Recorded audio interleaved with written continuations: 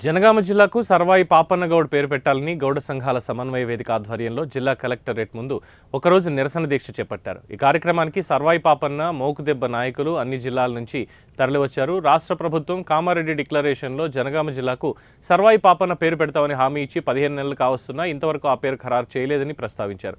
April నెలలో వచ్చే పాపన్న వర్ధంతి నాటికి జనగామ జిల్లాకు సర్వాయి పాపన్నగౌడ్ పేరు పెట్టాలని గౌడ సంఘాలు డిమాండ్ చేశాయి.